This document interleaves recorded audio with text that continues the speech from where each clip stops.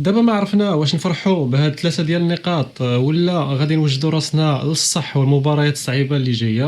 الماتش ضد اسكتلندا راه كان صعيب بزاف، خصوصا في ال 15 دقيقه الاخرانيه، وعلامه استفهام كبيره على المدرب اللي خلى التبديلات حتى للدقيقه 81. باش نكونوا منصفين، البدايه كانت مثاليه بالنسبه للمنتخب المغربي.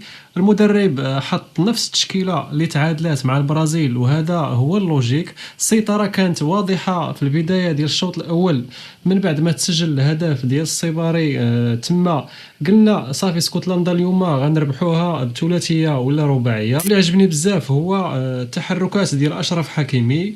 الدري اليوم كان كيدور بحال الجوكر، مره كتلقاه طالع في اليسار ومره مهاجم وسط 18، ومنين كيطلع كيرجع دياز كيغطي في بلاصتو كظهير ايمن، تماما كيف ما كيدير مع باريس سان جيرمان.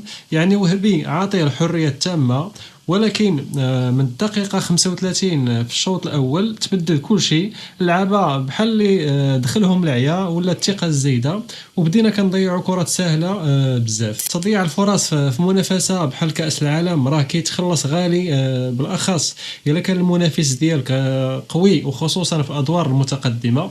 في الشوط الثاني عطيناهم الكرة ورجعنا للور، واسكتلندا ولات كتلعب غير على توزيعات طويلة والعالية، وكل ما كانش بونو خرج في واحد الكرة عرضية خطيرة واعتق الموقف. كون دابا راه خارجين بالتعادل. والحاجة اللي عصبات كاع المغاربة هي اللقطة ديال ابراهيم دياز. حكيمي دار مجهود خرافي، هرب مرتدة وعطاه تمريرة مليمترية، والصباري كان بوحدو واقف في 18 سهلة باش يعطيها ليه ويماركي، ولكن دياز فضل يراوغ، وبالتالي كتضيع الهجمة. هاد الأنانية في كأس العالم راه ما خداماش.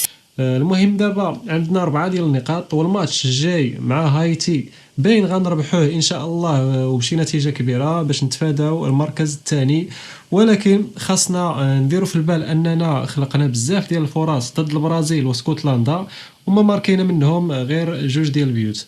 هاد النسبة راها قليلة بزاف، وغدا ولا بعدو إلا طحنا مع هولندا ولا اليابان راه تجيك فرصة وحدة في الماتش كامل، إلا ضيعتيها غتمشي بحالك للدار. المهم قولوا لي في التعاليق واش دياز كان أناني في ديك الكرة، وشكون جاكم أحسن لاعب في الماتش ديال البارح.